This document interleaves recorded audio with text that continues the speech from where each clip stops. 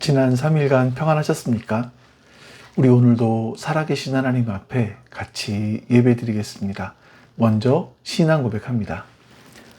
전능하사 천지를 만드신 하나님 아버지를 내가 믿사오며 그 외아들 우리 주 예수 그리스도를 믿사오니 이는 성령으로 잉태하사 동정녀 마리아에게 나시고 본디오 빌라도에게 고난을 받으사 십자가에 못 박혀 죽으시고 장사한 지 사흘 만에 죽은 자 가운데서 다시 살아나시며 하늘에 오르사 전능하신 하나님 우편에 앉아 계시다가 저리로서 산자와 죽은 자를 심판하러 오시리라. 성령을 믿사오며 거룩한 공회와 성도가 서로 교통하는 것과 죄를 사하여 주시는 것과 몸이 다시 사는 것과 영원히 사는 것을 믿사옵나이다. 아멘. 우리 이제 같이 하나님을 찬송하겠습니다.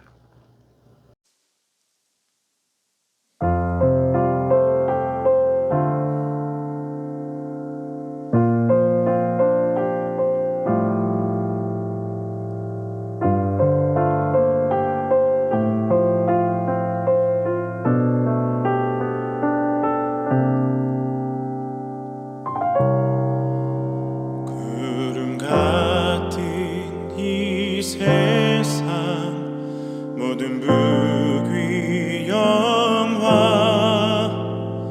나는 문토와 같이 내어버리고서 오직 천국의 복을 사모하며 사니 구원받은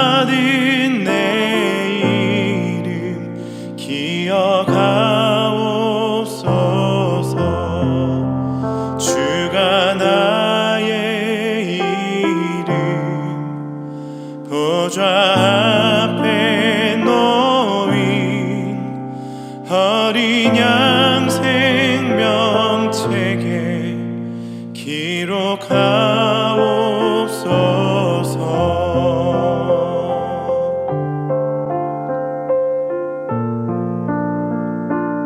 기록하옵소서. 주여 보배 피로써 모든 죄 씻으사 나의 부정한 것을 씻어 맑히소서. 흰 눈보다 더 희게 죄를 씻었으니 구원받은 내 이름 기록하옵소서.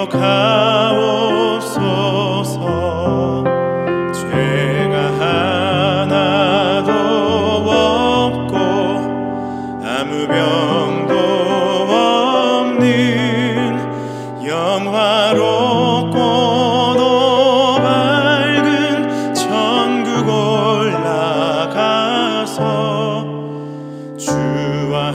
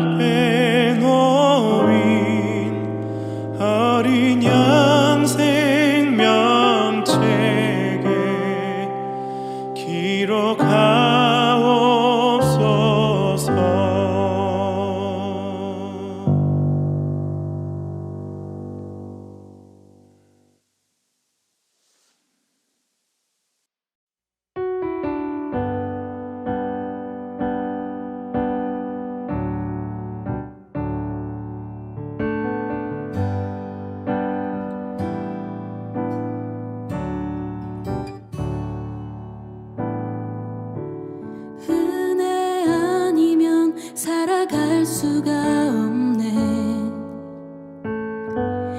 호흡마저도 다 주의 것이니 세상 평안과 위로 내게 없어도 예수, 오직 예수뿐이네. 은혜 아니면 살아갈 수가 없네.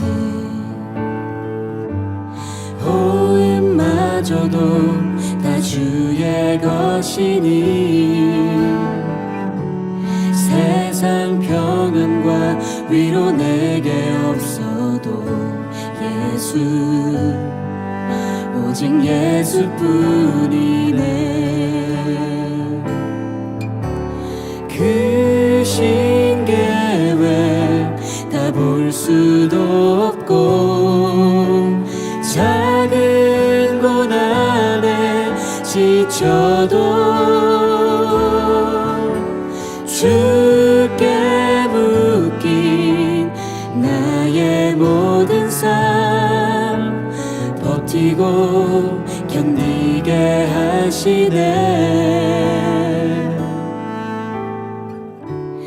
은혜 아니면 살아갈 수가 없네.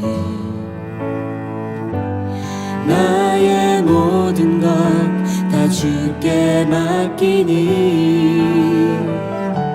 참된 평안과 위로 내게 주신 주 예수,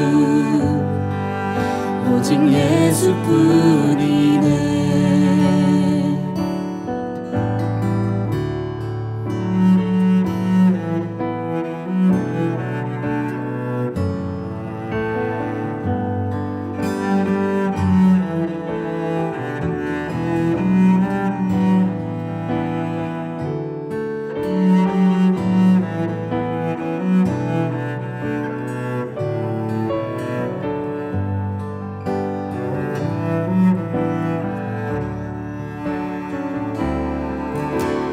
그 신계획 다 볼 수도 없고 작은 고난에 지쳐도 주께 묶인 나의 모든 삶 버티고 견디게 하시네. 그 신계획 다 볼 수도 없고 작은 고난에 지쳐도 주께 묶인 나의 모든 삶 버티고 견디게 하시네. 은혜 아니면 살아갈 수가 없네. 나의 모든 것 다 주께 맡기니 참된 평안과 위로 내게 주신 주 예수, 오직 예수뿐이네.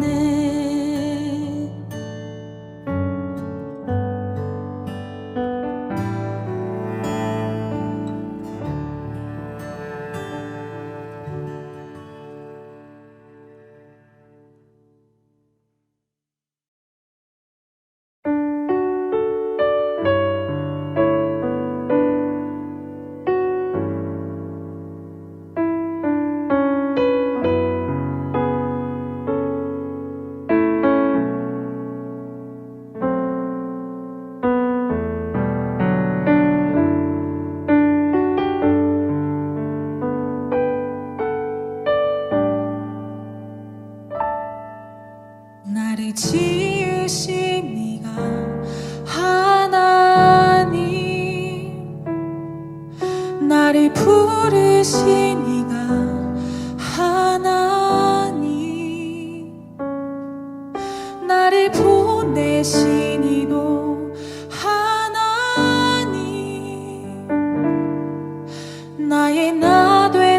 것은 다 하나님 은혜라.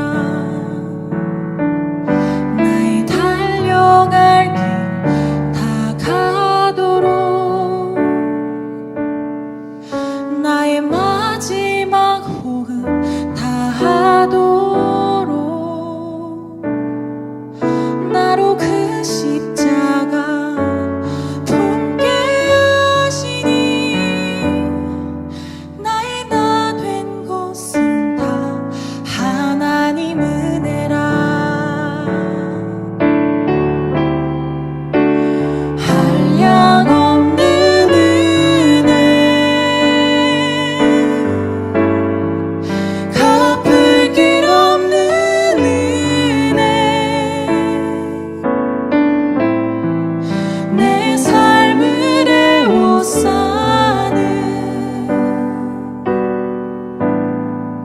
하나님의 은혜.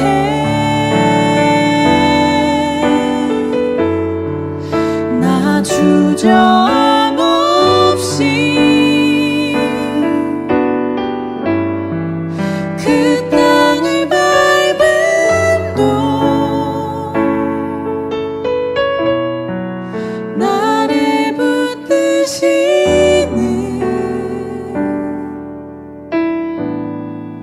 하나님의 은혜.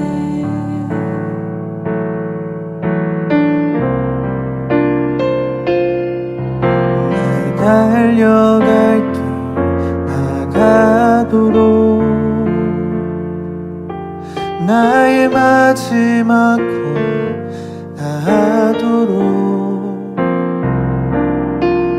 나로 그 십자가 품게 하시니, 나의 나 된 것은 다 하나님 은혜라. 한량없는 은혜, 갚을 길 없는 은혜, 내 삶을 에워싸는 하나님의 은혜.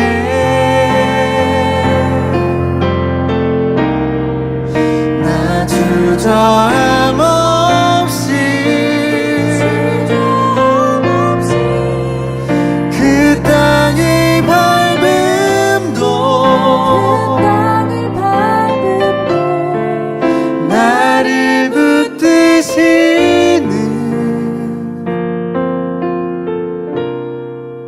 하나님의 은혜.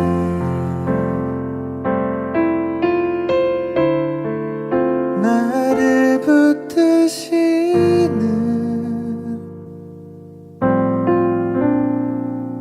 하나님의 은혜.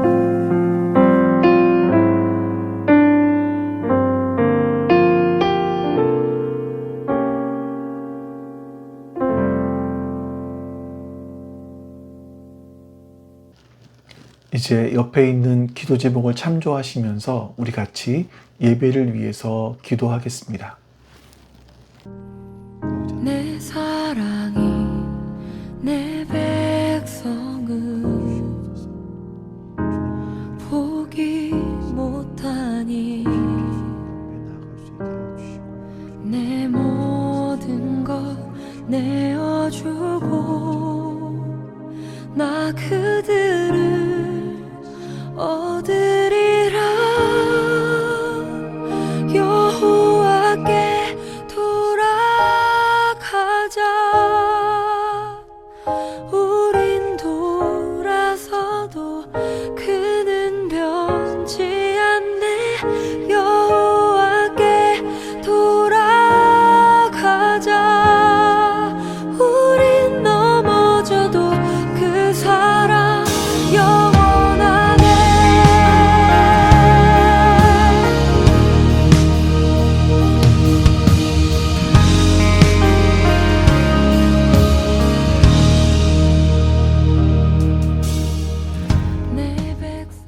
참 좋으신 주님, 오늘도 주님 앞에 예배드릴 수 있는 이런 은혜를 주셔서 감사합니다.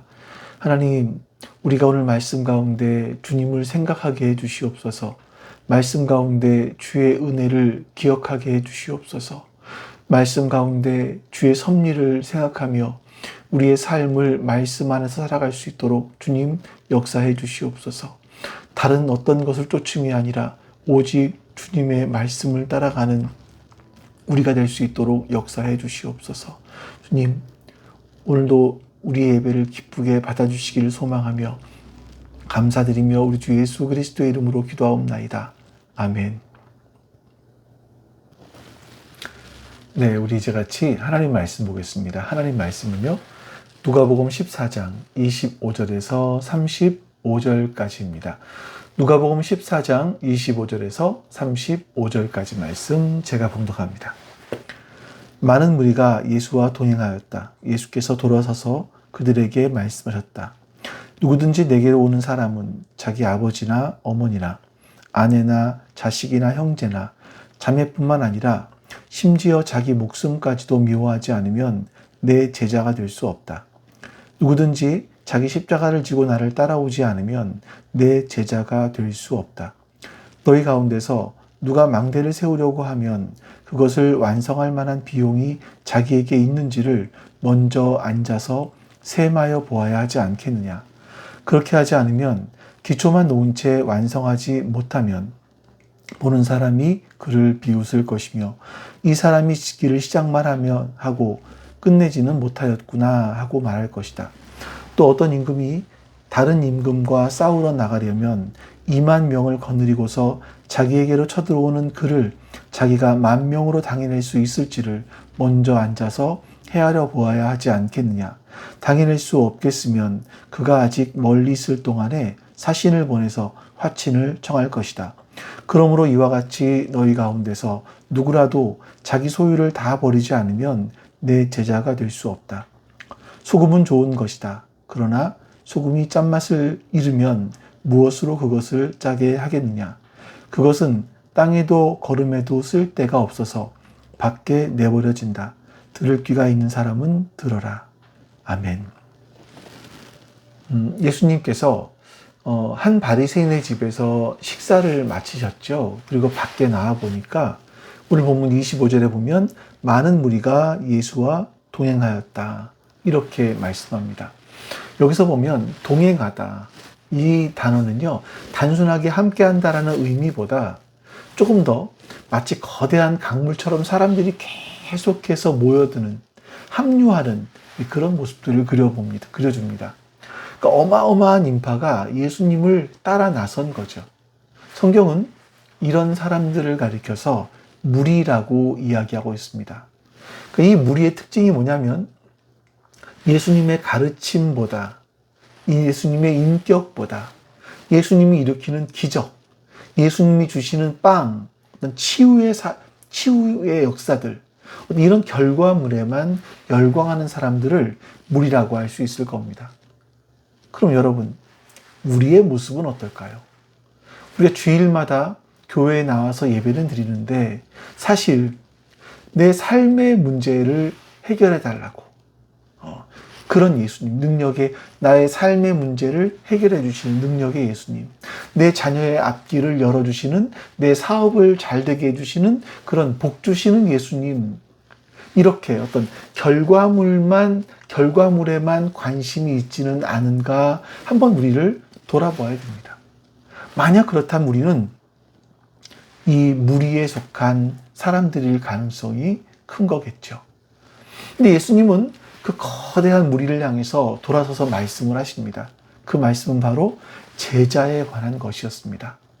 예수님 주변에는요, 언제나 무리가 많이 있었습니다. 무리들이 있었습니다. 하지만 예수님의 시선, 예수님의 관심은 언제나 제자들에게 있었어요. 이건 예수님의 사역 내내 나타나는 어떤 일관된 패턴이라고 할 수 있습니다. 마태복음 4장에 보시면요, 예수님께서 가르치시고 전파하시고 고치시는 사역을 하실 때 그러니까 사람들이 막 폭발적으로 예수님을 따랐던 것들을 보게 됩니다. 이때가 뭐냐면 바로 예수님의 고치심의 현장이었어요. 막 눈에서 벌어지는 기적. 이 기적을 보면서 수많은 무리가 구름대처럼 몰려든 거죠. 마태복음 4장에는요, 당시의 상황을 이렇게 설명하고 있습니다. 예수께서 온 갈릴리를 두루 다니시면서 그들의 회당에서 가르치며 하늘나라의 복음을 선포하며 백성 가운데서 모든 질병과 아픔을 고쳐주셨다. 예수의 소문이 온 시리아에 퍼졌다. 그리하여 사람들이 갖가지 질병과 고통으로 앓는 모든 환자들과 귀신 들린 사람들과 간질병 환자들과 중풍병 환자들을 예수께로 데리고 왔다. 예수께서 그들을 고쳐주셨다.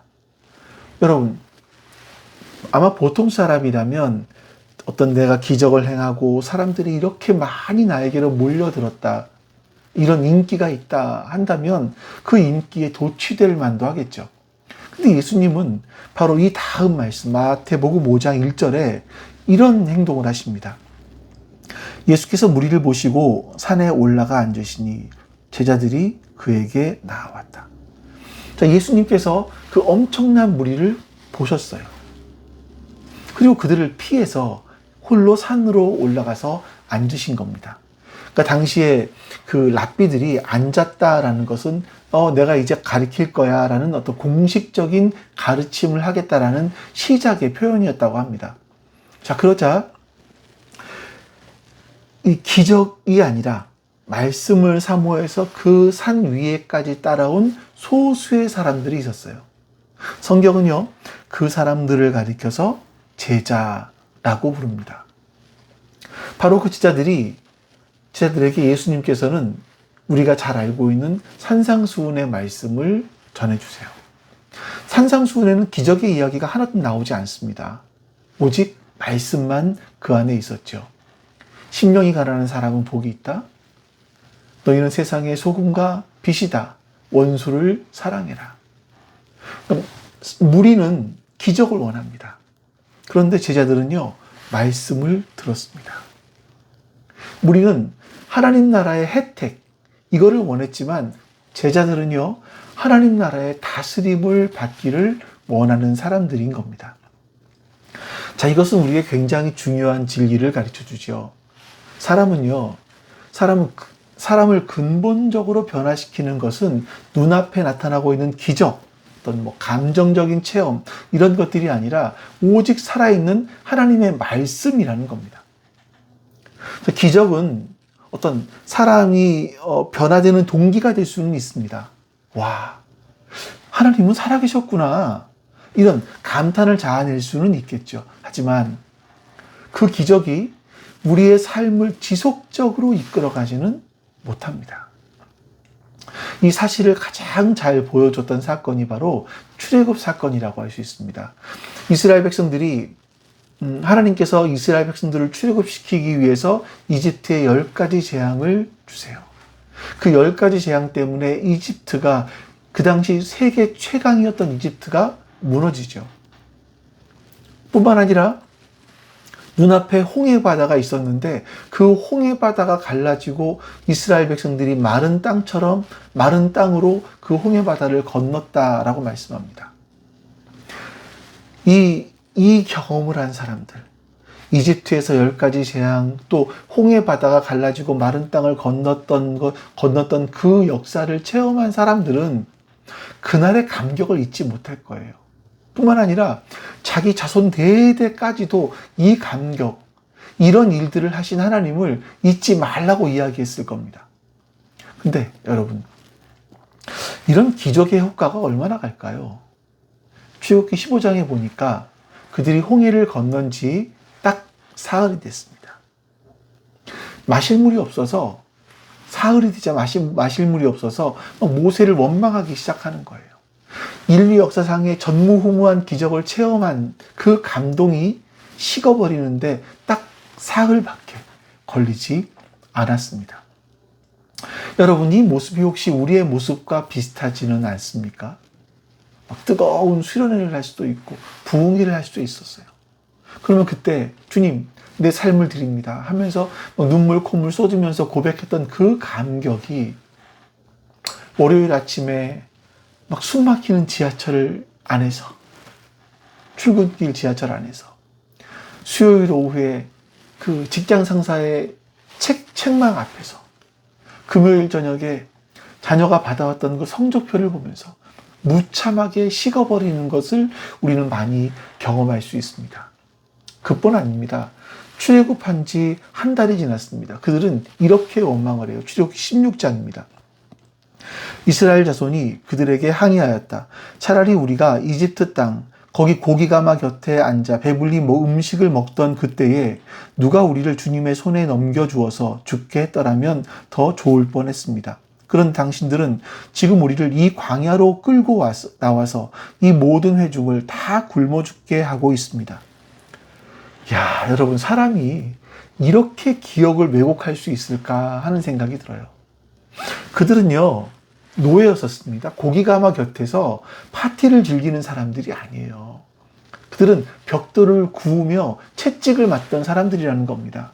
간혹 가다가 이집트 사람들이 몇 명을 차출해서 고기를 굽게 할 수 있었겠죠. 그러면 고기를 굽다가 이 감독관들의 눈을 피해서 몰래 고기를 먹었을 수는 있을 겁니다. 하지만 그렇게 비참했던 노예 시절이 마치 무슨 화려한 어떤 뷔페 파티라도 즐기는 것처럼 미화하고 있지 않나요? 자, 이렇게 엄청난 기적을 경험해도 말씀 위에 굳건하게 서지 않는 신앙은요, 작은 고난과 결핍 앞에서 무너져 내리고 맙니다. 그래서 우리는 기적을 쫓는 무리의 자리를 떠나서 말씀을 따르는 제자로 서야만 하는 겁니다. 예수님께서는요, 오늘 예수님을 따르던 수많은 무리에게 제자의 길을 말씀하고 계세요.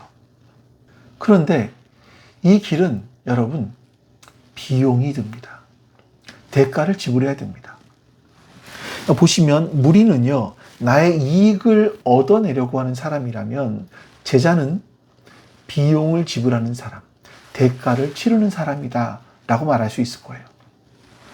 주님은 제자가 되기 위해서 지불해야 되는 세 가지 비용, 사실 엄청난 비용인데 그 비용을 말씀을 하십니다. 첫 번째가 뭐냐면 사랑의 질서를 바로 세우는 비용을 지불해라 말씀하십니다. 26절 말씀을 보겠습니다. 누구든지 내게로 오는 사람은 자기 어머니나 자기 아버지나 어머니나 아내나 자식이나 형제나 자매뿐만 아니라 심지어 자기 목숨까지도 미워하지 않으면 내 제자가 될 수 없다. 진짜 여러분, 이 말씀은요, 오해할 수 있는 그런 말씀입니다. 오해를 참 많이 하죠. 예수님께서는 제자가 되려면 자기 가족을 미워해야 된다라고 말씀하시는 거예요. 아니, 이게 성경과 너무나 다르지 않습니까? 십계명에서는 내 부모를 공경해라 말씀하시지 않았나요? 신약 성경에서는 바울 같은 경우는 아내 사랑하기를 그리스도께서 교회를 사랑하심 같이 해라, 그러니까 죽을 만큼 사랑해라 말씀하시고, 자녀를 노엽게 하지 말라, 형제가 서로 우애해라 말씀하시고, 또 심지어 자기 가족을 돌보지 않는 사람을 믿음을 배반하는 자요, 불신자요, 악한 자다, 이렇게까지 성경은 말씀한단 말이에요. 그런데 예수님은요, 이 모든 것을 미워해야만 나의 제자가 될 수 있다라고 말씀하십니다. 이게 참 모순처럼 보여진다라는 거죠. 자, 그런데 여기서 이 미워하다는 말은요, 어떤 감정적으로 증오한다, 이런 의미가 아니라 그 당시의 문화적 배경 속에서 우선순위에서 뒤로 미루다, 덜 사랑한다, 이렇게 말하는 어떤 센족 특유의 과장법이라고 할 수 있습니다. 여러분, 이 땅에서 가족보다 또 내 목숨보다 소중한 것이 어디 있을까요? 특히 나이가 들어가면서 깨닫게 되는 것이 있습니다.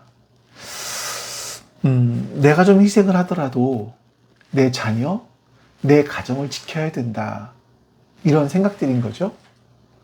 이제 이게 때로는 보면 자녀가 내 목숨보다 소중하게 여겨질 때도 있는 것 같다는 생각이 들어요.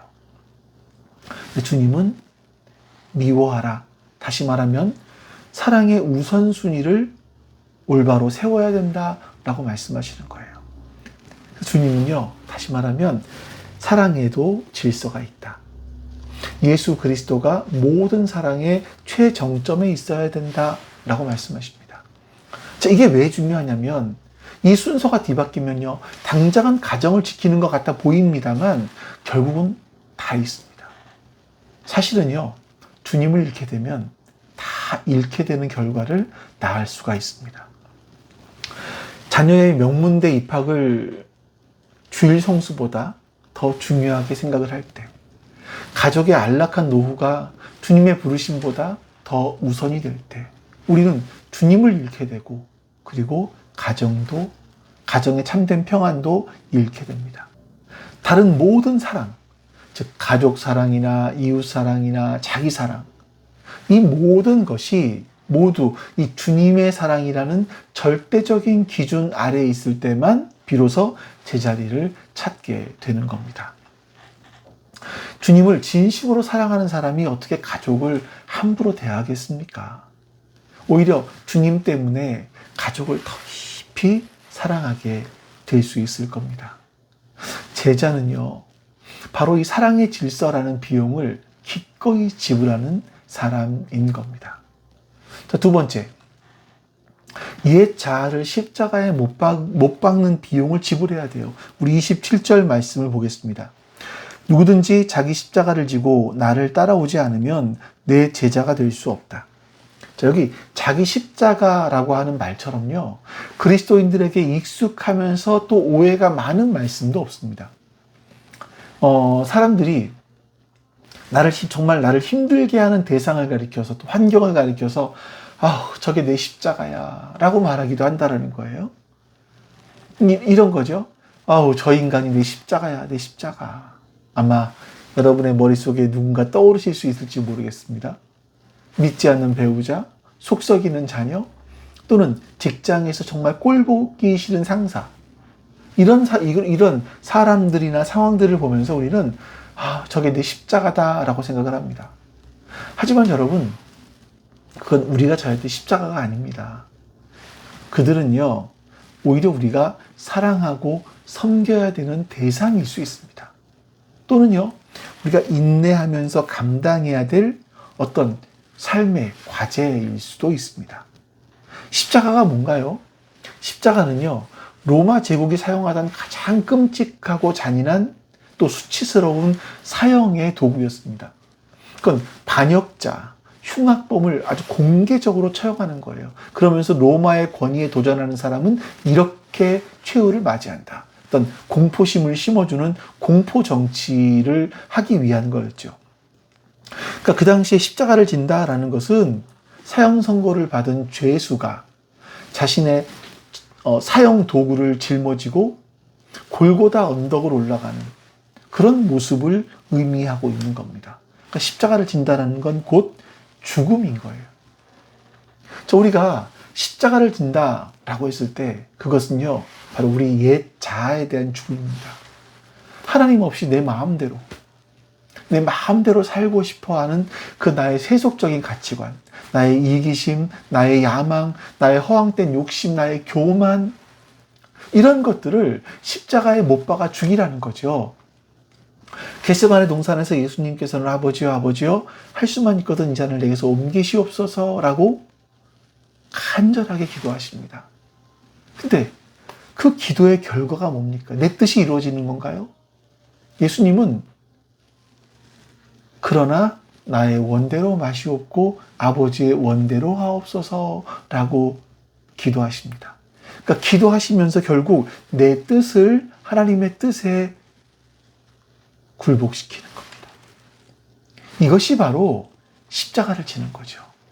나의 왕국을 포기하고 하나님의 왕국을 받아들이는 겁니다. 예수님께서는 십자가를 지심으로 아버지의 뜻에 완전히 복종하시는 거예요.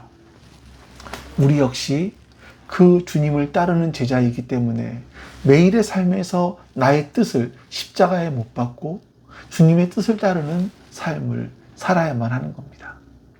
자, 세 번째. 이 소유권을 이전하는 비용을 또 지불해야 되는 겁니다. 우리 33절 말씀도 한번 볼까요? 그러므로 이와 같이 너희 가운데서 누구라도 자기 소유를 다 버리지 않으면 내 제자가 될 수 없다. 가족도 덜 사랑해야 되고요. 자아도 죽여야 되고요. 근데 이제는 뭐라고 말씀하시냐면 자기 소유까지 다 버려야 된다라고 말씀하세요. 그러니까 정말이지 예수님은요, 이 무리가 제자가 되는 것을, 무리가 예수님을 정말 끝까지 따르는 것을 진짜 원하시지 않는 것처럼 보여져요. 근데 여러분, 자기의 소유를 버린다라는 것은요, 단순히 재산을 다 팔아버리고 가난해져라 이런 의미를 말씀하시는 것이 아닙니다. 만약에 여러분 그랬다면 초대교회라는 것은 존재할 수 없었겠죠. 어떤 사람들이 자신의 집을 내어주었기 때문에 이런 초대교회가 가능하지 않았겠습니까? 자, 이 말씀의 핵심이 뭐냐면 소유 자체가 아니라 소유가 나의 주인 노릇하는 것을 버리라. 이런 의미가 있습니다. 여기서 버린다라는 것은요, 작별을 고한다라는 그런 뜻이에요. 그러니까 내가 가진 소유물들이 내 것이야. 이런 소유권을 주장하고 그것을 의지하고 살아가던 삶과 작별을 고해라. 이런 겁니다. 여러분, 우리를 불안하게 하는 게 뭔가요? 우리를 가장 많이 불안하게 하는 것은 소유에 대한 불안이에요. 야, 이건 내가 이대로 가다 나이가 들면 어디서 살지? 커가는 아이들 학자금 어떡하지? 나의 노후는 어떻게 될 거야? 우리는 끝없는 불안이 우리를 지배합니다. 주님은요, 그 소유가 나의 안정감을 보장해 줄 것이라는 그 믿음과 작별을 고하라 라고 말씀하시는 거예요. 그리고 오직 하나님만이 나의 반석이시라는 믿음으로 돌아와라 말씀하시는 거죠. 여러분, 우리가 움켜쥐면 불안하지만 그 움켜진 소유권, 내 것이라고 생각했던 그 소유권을 온전히 이전해 드리는 겁니다. 그러면 우리는 거기서 참된 자유를 누릴 수 있는 청지기가 될 수 있는 거죠. 이 소유권 이전의 비용을 지불하는 것이 바로 제자입니다. 예수님께서는 이 세 가지 엄청난 비용에 대해서 말씀하신 다음에 아주 현실적인 두 가지 비유를 말씀하세요. 우리 28절부터 보겠습니다. 너희 가운데서 누가 망대를 세우려고 하면 그것을 완성할 만한 비용이 자기에게 있는지를 먼저 앉아서 셈하여 보아야 하지 않겠느냐. 그렇게 하지 않아서 기초만 놓은 채 완성하지 못하면 보는 사람들이 그를 비웃을 것이며 이 사람이 짓기를 시작만 하면 끝내지 못하는구나 하고 말할 것이다. 또 어떤 임금이 다른 임금과 싸우러 나아가려면 2만 명을 거느리고서 자기에게로 쳐들어오는 그를 자기가 10,000명으로 당해낼 수 있을지를 먼저 앉아서 헤아려 보아야 하지 않겠느냐. 당해낼 수 없겠으면 그가 아직 멀리 있을 동안에 사신을 보내서 화친을 청할 것이다. 자, 예수님은요, 너희가 건축을 하든 망대를 세우는 거죠. 전쟁을 치르든 반드시 비용 계산을 먼저 한다. 이런 말씀을 하십니다. 예수님은 지금 수많은 무리에게 너희가 지금 기적 몇 번 봤다고, 내 설교에 감동 좀 받았다고, 흥분해가지고 나를 따르겠다고 하는 거니? 너희들 멈춰서서 한번 너희가 지불해야 될 비용을 계산해봐 라고 말씀하고 계시는 겁니다. 나를 따르는 제자의 길은 너희 생각처럼 낭만적인 게 아니야. 이 길은 대가를 지불해야 된다. 세상에서 가장 소중한 것, 자기 목숨, 그리고 가족, 이것보다 나를 먼저 사랑하는 비용을 지불해야 돼. 매일 너의 자아를 죽여야 되는 비용을 지불해야 되고, 세상의 가치관, 그것을 버려야 되는 비용을 지불해야 돼. 너희가 이 비용을 지불할 각오가 되어 있는지 스스로 한번 돌아보아라. 어설프게 시작했다가 중도에 포기하는 사람이 되지는 말아라 라고 말씀하시는 겁니다. 자, 예수님은 세상의 어떤 세일즈맨처럼 일단 믿으세요. 그럼 그 모든 건 다 공짜입니다. 이렇게 유혹하지 않으세요. 여러분, 이 세상에서 가장 비싼 것이 공짜이죠. 사실은요. 값싼 은혜는 결국 우리를 망가뜨립니다. 예수님은 정직하게 그 비용을 말씀하세요. 너의 인생 전부를 나에게 다오. 그 약속하십니다. 내가 너의 모든 것이 되어주겠다. 아멘. 제가 이 이야기는 여러분들에게 직접 좀 읽어드려 볼게요. 20세기에 그 스코틀랜드의 성서학자인 윌리엄 바클레이라는 사람이 있습니다. 그 사람이 쓴 책에서 유대에 전해 내려오는 이야기 하나를 좀 말하고 있는데, 예수님께서 33년 동안 공생애를 마치시고 이제 천국으로 하나님 나라로 돌아가셨어요. 천사 가브리엘과 대화를 나누게 됐는데요. 가브리엘이 예수님의 손과 발에 난 못자국을 보면서 정말 안타까워하면서 묻습니다. 주님, 저 땅에서 정말 심한 고생을 하셨군요. 그러자 주님께서 이렇게 대답을 하세요. 그래. 내가 생각했던 것보다 훨씬 더 심한 고난을 받았어. 천사가 다시 묻습니다. 자, 그러면 이제 이 땅의 모든 사람이 주님께서 그들을 위해 얼마나 큰 고난을 받으셨고 얼마나 그들을 사랑하셨는지를 알게 되겠군요. 주님은 고개를 저으시면서 아니, 아직은 아니네. 저 아래 팔레스타인이라는 작은 땅, 그 한 구석에 있는 아주 소수의 사람만이 그 사실을 알고 있지. 천사가 의아해하면서 이렇게 묻습니다. 그러면 그 놀라운 구원의 소식을 온 세상에 알리기 위해 어떤 계획을 세우셨습니까? 라고 물어요. 그러자 예수님께서 이렇게 답을 하십니다. 나는 베드로와 야고보와 요한 그리고 몇몇 제자들에게 그 사실을 다른 사람에게 전해달라고 부탁했네. 그리고 그들이 또 다른 사람에게 결국 세상 끝까지 이 복음이 전해지도록 부탁하고 왔네. 이 천사는 인간이 얼마나 변덕스러운지를 알기 때문에 회의적인 표정으로 이렇게 묻습니다. 주님, 만약 베드로가 지쳐서 잊어버린다면요? 만약 세월이 흘러 사람들이 주님의 십자가 이야기를 더 이상 전하지 않는다면 어떠시겠습니까? 그 이후에 다른 계획은 있으신가요? 라고 묻습니다. 천사가 이렇게 답변을 합니다. 나에게 다른 계획은 전혀 없네. 나는 오직 그들을 통해서만 나의 이야기를 전하게 할 것이네. 여러분, 우리 하나의 이야기지만 예수님의 기대가 어디에 있는지를 우리가 알 수 있지 않을까요? 예수님과 우리는요, 운명 공동체로 묶여있는 관계가 되었습니다. 주님은 이 부족하고 연약한 무리가 아닌 제자가 된 우리를 통해서 이 땅에 하나님의 나라를 확장하기로 작정하셨어요. 우리가 그 영광스러운 통로로 사용되기 위해서는 반드시 대가, 즉 비용을 지불해야만 한다는 겁니다. 우리 26절, 7절 말씀을 다시 한번 읽어보겠습니다. 누구든지 내게로 오는 사람은 자기 아버지나 어머니나 아내나 자식이나 형제나 자매뿐만 아니라 심지어 자기 목숨까지도 미워하지 않으면 내 제자가 될 수 없다. 누구든지 자기 십자가를 지고 나를 따라오지 않으면 내 제자가 될 수 없다. 여러분, 이 말씀은요, 우리에게 정말 엄청난 비용을 요구합니다. 이 대가 지불의 도전을 정면으로 받아들인 사람이 바로 성경에 나오고 있는 모세예요. 모세는요, 당대 세계 최강이었던 강대국이었던 이집트의 왕자였습니다. 이 모세의 앞에는 왕궁의 모든 부귀 영화와 권력 그리고 안전한 미래가 보장되어 있었습니다. 그것이 그의 합리적인 계획이고 세상에서 말하는 성공이었습니다. 근데 모세가 40살이 되었을 때 모세는요 노예로 고통받는 자신의 동족 히브리 백성과 운명을 같이 하겠다고 결심을 해요. 우리 히브리서 11장에 보면 모세를 말하면서 모세가 히브리 백성들과 운명을 같이 하기로 하면서 지불한 대가가 무엇인지를 이렇게 말씀합니다.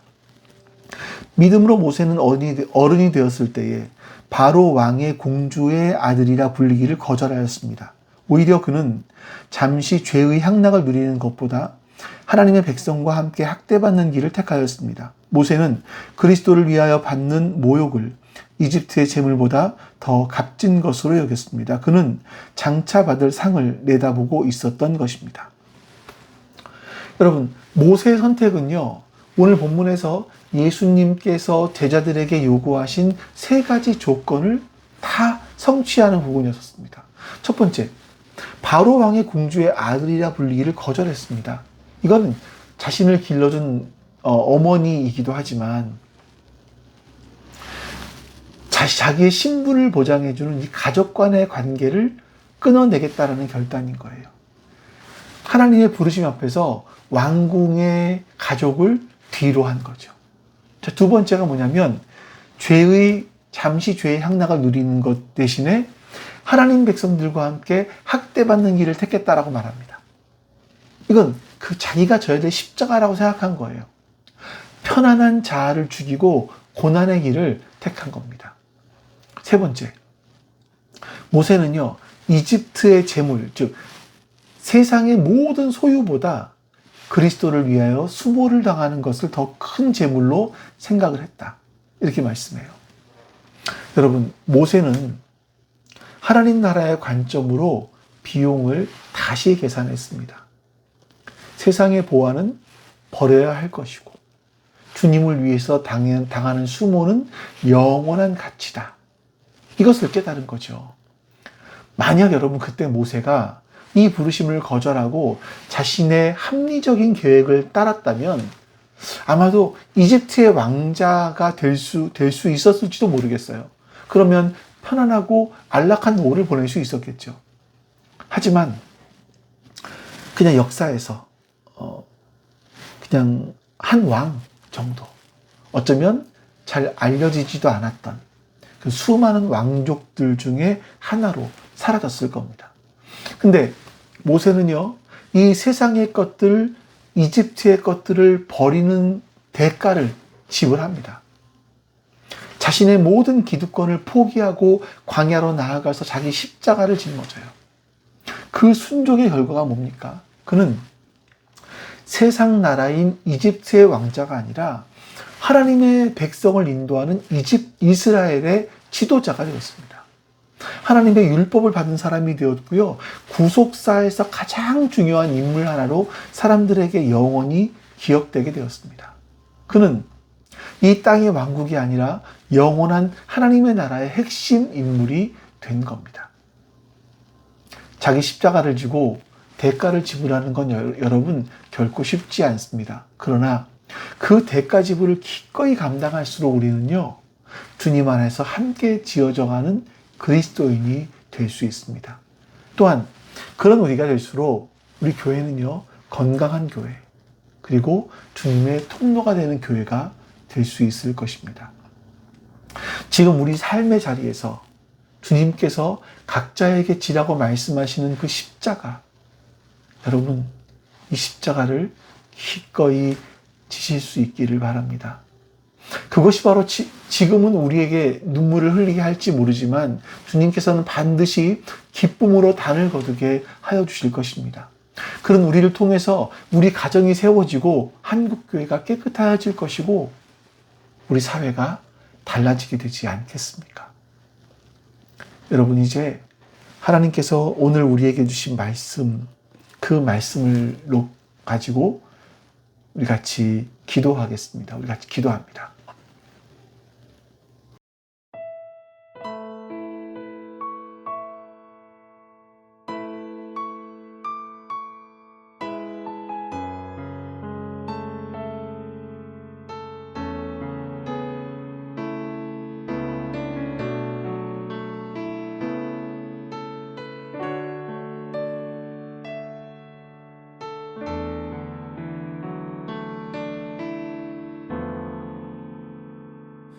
나의 백성이 다 경비하여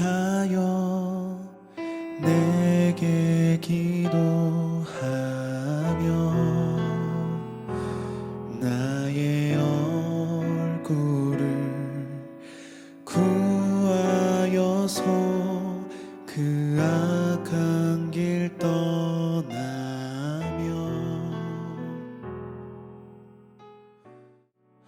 하늘에서 듣고 죄를 사하며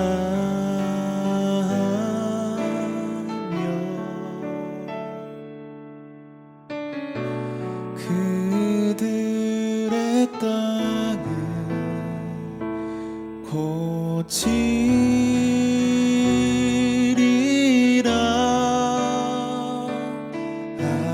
아버지여 고쳐주소서.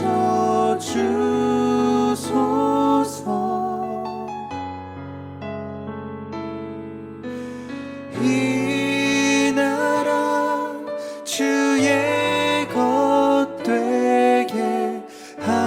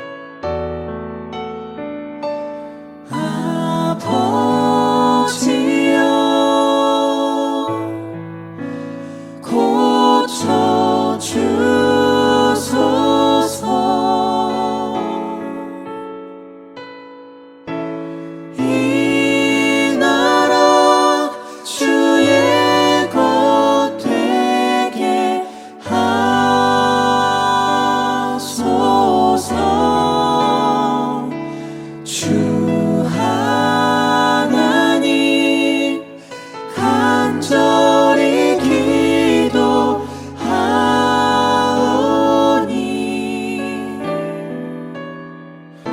상한 이 땅 새롭게 하소서. 아버지여 고쳐주소서.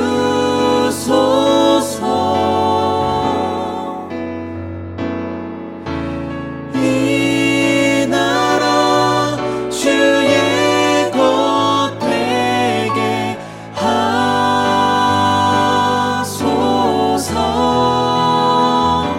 주 하나님 간절히 기도하오니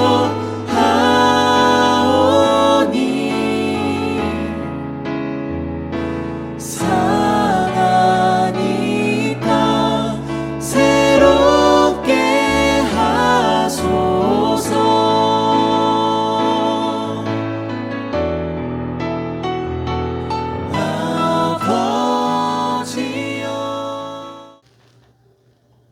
아버지 하나님, 오늘도 우리에게 말씀을 주셔서 감사합니다.